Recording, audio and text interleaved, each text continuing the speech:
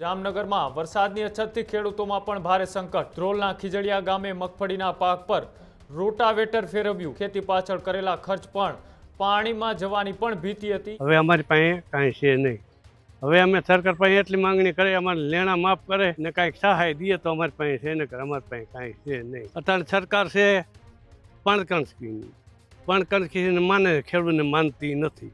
આ ધારે અમને કાંઈ કરતી નથી। વરસાદના કારણે બિલકુલ મોલ પાકે એમ પણ નથી અને ખેડૂતોની અટાણે કફરી પરિસ્થિતિ છે। 1 વીઘાની અંદર ખર્ચ 35 થી 40 હજાર રૂપિયાનો થાય છે અને આ સરકારશ્રી અટાણે 3-3 હજાર રૂપિયા અમારા ખાતામાં આપે છે અને આખા ગુજરાતનું એ ટોટલ આપે છે કે અમે આટલા કરોડ રૂપિયા આપ્યા છે, પણ એ 3,000માં ખેડૂત જીવે નહીં। જીતુભાઈ વાઘાણી અને મુખ્યમંત્રીશ્રીને કે તાત્કાલિક ધોરણે ધ્રોલ તાલુકો અને જામનગર જિલ્લાને દુષ્કાળગ્રસ્ત જાહેર કરીને તમામ ખેડૂતોનું પાક ધિરાણ માફ કરવામાં આવે, પશુપાલકોને ઘાસચારો પૂરો કરવામાં આવે અને શુદ્ધ પીવાનું પાણી આપવામાં આવે અને જામનગર જિલ્લાના તમામ ગામડામાં રાહત કામ ચાલુ કરવામાં આવે। જો ટૂંક સમયમાં 15 થી 20 દિવસમાં ધ્રોલ તાલુકાને અને જામનગર જિલ્લાને દુષ્કાળગ્રસ્ત જાહેર કરવામાં નહીં આવે તો રાઘવજીભાઈ, મેઘજીભાઈ અને જિલ્લા પંચાયતના પ્રમુખોને ઘરે જઈને અનશન નહીં કરું, ખાઈ પીને તમામ ખેડૂતોને સાથે રાખીને જ્યાં સુધી દુષ્કાળગ્રસ્ત ધ્રોલ તાલુકાને જાહેર નહીં કરે ત્યાં સુધી એના ઘરની સામે ગાંધીજીના સિંધિયાના માર્ગે ત્યાં બેસીને હું ભૂખ હડતાળ નહીં કરું ત્યાં સુધી બેસી રહી। આવેદન દઈ દઈને તો અમે બધા થાકી ગયા છે આગેવાનો, પણ આ એક યજ્ઞના આયોજન કરીને અમે આ સરકારની આંખો ખુલે અને આ યજ્ઞ દ્વારા આ ગુજરાત સરકાર જામનગર જિલ્લા અને ધ્રોલ તાલુકાને દુષ્કાળગ્રસ્ત જાહેર કરે। સ્વાહા।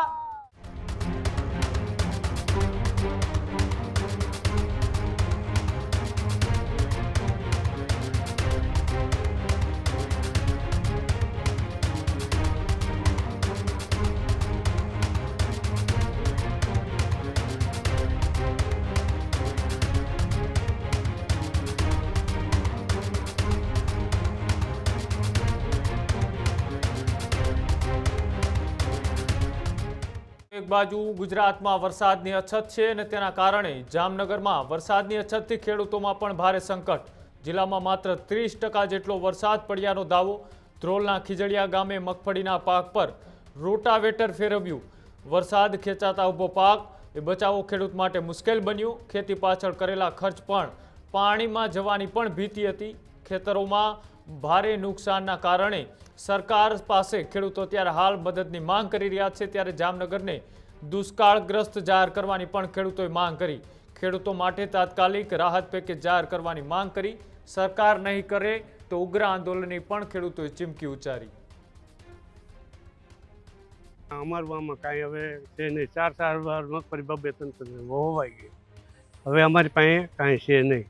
હવે અમે સરકાર પાસે એટલી માંગણી કરી, અમારે લેણા માફ કરે ને આખા ગુજરાતની અહીં જામનગર જિલ્લાની વાત કરું ને હંધાનું લેણું માફ કરે ને કાંઈક સહાય દઈએ તો અમારી પાસે છે ને અમારી પાસે કાંઈ છે નહીં। માલ ઢોરની કાંઈ નથી। હવે કૂવામાં કલાકના પાણી હતા, પાણીમાં કાંઈ છે નહીં। હવે એ દાડે દી આપણે ઢોરા દોવાય છે કેમ એવી રીતે દોવાઈ જાય રગે રગ, એવું છે પરિસ્થિતિ। બીજી તમારે શું ભગવાન પાસે માંગણી કરી? બીજું મગફળીના પાક પર અત્યારે રોટાવેટર ફેરવવામાં આવે છે, શું પરિસ્થિતિ? અત્યારે મગફળીના પાક ઉપર રોટાવેટર ફરે છે ને તમે નજરે જોવો છો ને અમે એની જાહેરાત કરી છે। પછી તમે કહી છો આમાં કાંઈ આવતું નથી, આમાં આ નથી દેખાતું, આ નથી આવતું, એ અમારી જાહેરાત। બીજું તો આટલું અમે સરકારને બતાવી। સરકાર અમારી પાસે કાંઈ હૃદય કરે ને વહે તો અમારી સરકાર ને કે અમારી સરકાર અટાણ છે નહીં। અટાણ સરકાર છે પણ કણકીની માને ખેડૂતને માનતી નથી। આ ધારે અમને કાંઈ કરતી નથી। ખેડૂત ઓલા પબ્લિકને ઓલું દે સરકારને વેરું શેરું કરી નાખ્યા। ખાતરના ભાવ 3-3 હજારે પહોંચાડી દીધા। ભાજપા એરિયાના 1500-1600, આ DAPના 3000 કરવાની કીએ ત્યારે। બીજું તમારે શું આધાર છે? અમારે અહીંયા વરસાદ ફક્ત વાવણી લાયક જ થયો છે, તે પછી વરસાદ ઝરમર વરસો છે, બાકી કાંઈ થઈ શકે એમ નથી।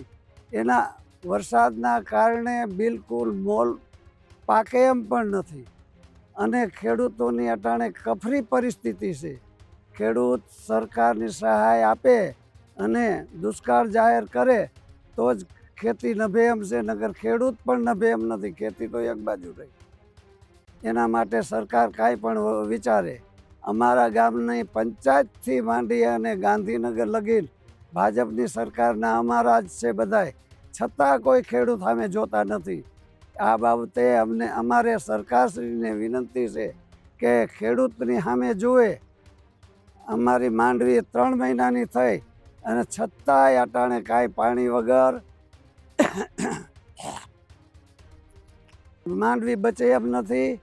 એ ઉપરાંત રોગ આવ્યો છે અને આ સરકાર દુષ્કાળ જાહેર કરે અને ખેડૂતને કાંઈ મદદ કરે એ અમારી વિનંતી છે.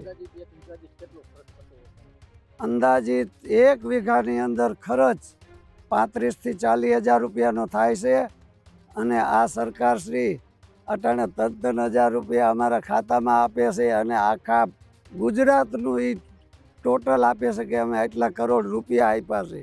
પણ એ 3,000માં ખેડૂત જીવે નહીં, ખેડૂતનું કાંઈ વરે નહીં, આ દેશ નભે નહીં. એના માટે હું સરકારશ્રીને વિનંતી કરું છું કે અમારા તમારા 3,000 નથી જોતા. અમારું ખાલી પાક ધિરાણ માફ કરે અને દુષ્કાળ જાહેર કરે એટલે અમે સરકારશ્રીને ધન્યવાદ આપીશું. અત્યારે જામનગર જિલ્લામાં 30%થી પણ ઓછો વરસાદ છે અને ધ્રોલ તાલુકામાં 17%થી પણ ઓછો વરસાદ છે. તો આ મીડિયાના માધ્યમથી હું કહેવા માગું છું સરકારને, જે કૃષિ મંત્રી જીતુભાઈ વાઘાણી અને મુખ્યમંત્રીશ્રીને, કે તાત્કાલિક ધોરણે ધ્રોલ તાલુકો અને જામનગર જિલ્લાને દુષ્કાળગ્રસ્ત જાહેર કરીને તમામ ખેડૂતોનું પાક ધિરાણ માફ કરવામાં આવે, પશુપાલકોને ઘાસચારો પૂરો કરવામાં આવે અને શુદ્ધ પીવાનું પાણી આપવામાં આવે અને જામનગર જિલ્લાના તમામ ગામડામાં રાહત કામ ચાલુ કરવામાં આવે. અત્યારે જે અમારે થોડા પાણી હતા ધ્રોલ તાલુકામાં, અમુક ગામડામાં 5 થી 10%માં જે અમે મગફળીનું વાવેતર કર્યું હતું, 80 થી 90 દિવસની મગફળી થઈ અને ભયંકર રોગ આવ્યો. તેના માટે અત્યારે અમે જે રોટાવેટર જેવી કરીને તમામ પાક નાશ કરી દીધો છે. તો હું આ સરકારને આ વિડીયોના માધ્યમથી કહેવા માગું છું કે આ ખેડૂતોનું પાક ધિરાણ માફ કરવામાં આવે, માલધારીને ઘાસચારો દેવામાં આવે અને મારું પર્સનલ રિક્વેસ્ટ છે કે જે ખેડૂતનો દીકરો છે તે જે 10મા ધોરણમાં, 12મા ધોરણમાં, 8મા ધોરણમાં ભણતો હોય તેનું જે ચાલુ છત્ર ફી માફ કરવામાં આવે. ખેડૂતોની તો દિવાળી બગડી છે, સાતમ બગડી છે અને હોળી પણ બગડી ગઈ છે. તો આ જે અત્યારે હું ધ્રોલ તાલુકામાંથી આવું છું, મેઘજીભાઈ, રાઘવજીભાઈ મારા ધ્રોલ તાલુકામાંથી ધારાસભ્ય છે, 2 ધારાસભ્ય છે. તો આ સરકારને રિક્વેસ્ટ કરે, જિલ્લા પંચાયતના જે પ્રમુખ છે તે પણ એક સારો હોદ્દો કહેવાય. હું જિલ્લા પંચાયતના પ્રમુખ, અમારા સાંસદશ્રી, 2 અમારા ધારાસભ્યશ્રી જે ધ્રોલ તાલુકાના છે, તમામ ધારાસભ્યો તો જામનગર જિલ્લામાં અત્યારે ભાજપના જ છે. જો ટૂંક સમયમાં 15 થી 20 દિવસમાં ધ્રોલ તાલુકાને અને જામનગર જિલ્લાને દુષ્કાળગ્રસ્ત જાહેર કરવામાં નહીં આવે તો રાઘવજીભાઈ, મેઘજીભાઈ અને જિલ્લા પંચાયતના પ્રમુખોને ઘરે જઈને અનશન નહીં કરું, ખાઈ પીને તમામ ખેડૂતોને સાથે રાખીને જ્યાં સુધી દુષ્કાળગ્રસ્ત ધ્રોલ તાલુકાને જાહેર નહીં કરે ત્યાં સુધી એના ઘરની સામે ગાંધીજીના સિંધિયાના માર્ગે ત્યાં બેસીને હું ભૂખ હડતાળ નહીં કરું ત્યાં સુધી બેસી રહીશ. કેટલા દિવસ બેસી કાંઈ નક્કી નથી. ધ્રોલ તાલુકાના તમામ ખેડૂતો હજારોની સંખ્યામાં આવશે અને જો સરકાર કાંઈ ના કરી શકે તો આ ખેડૂતોને પાક ધિરાણ તો માફ કરી શકે અને પશુપાલકોને જે ઘાસચારો છે તે પૂરો કરે અને રાહત કામ ટૂંક સમયમાં ચાલુ કરે અને જે નબળો ખેડૂત છે એને કોટાનો જે માલ આવે પરમિટમાં એને એક વ્યક્તિ દીઠ 10-10 કિલો અનાજ, 5-5 કિલો ચોખા અને 5-5 કિલો તેલ આપે એવી આ સરકારને નમ્ર અપીલ કરું છું.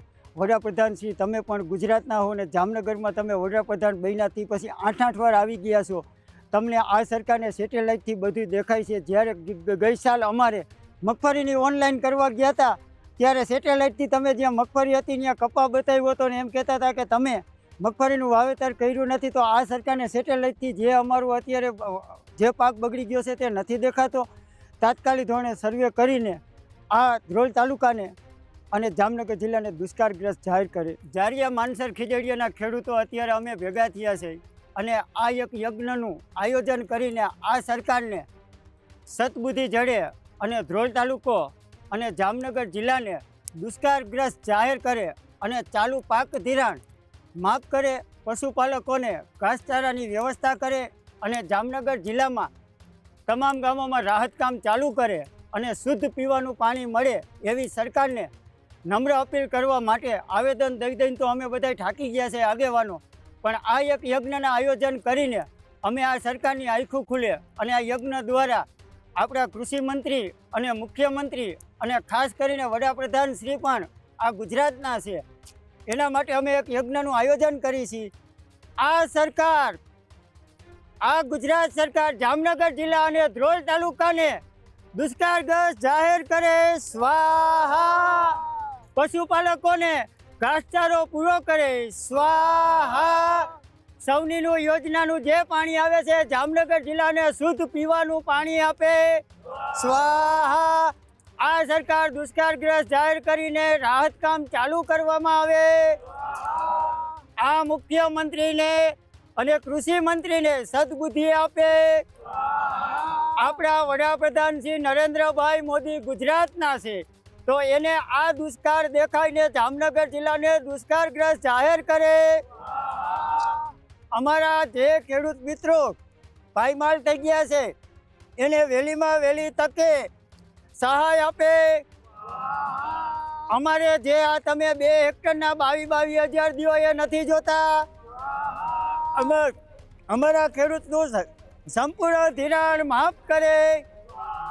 ખેડૂત ભાઈઓ છે ખેતરમાં ડ્રોન ઉડાવતા હોય છે ત્યારે આપણે એક પ્રશ્ન સતાવતો હોય છે કે જે આપણે અત્યાર સુધી જીપીએસ ટેકનોલોજીવાળા ડ્રોન વાપર્યા છે, જેથી કરીને મોબાઈલ ટાવર છે અથવા તો હાઈ ટેન્શન લાઇન પસાર થતી હોય, કોઈ વૃક્ષો હોય, ત્યારે જે જીપીએસ ટેકનોલોજીવાળા ડ્રોન છે એમાં ટકરાય અને ટ્રેસ થાય છે. પણ એગ્રીવન લાવ્યું છે GNSS ટેકનોલોજી ડ્રોન, જેથી કરીને એ ડ્રોન છે એ કોઈ જગ્યાએ ટકરાય નહીં, પોતાની રીતે જ ડિસિઝન લે છે અને મૂવ થઈ જાય છે, જેથી કરીને GNSS ટેકનોલોજી ડ્રોન છે એ વાપરવાનો આગ્રહ રાખો.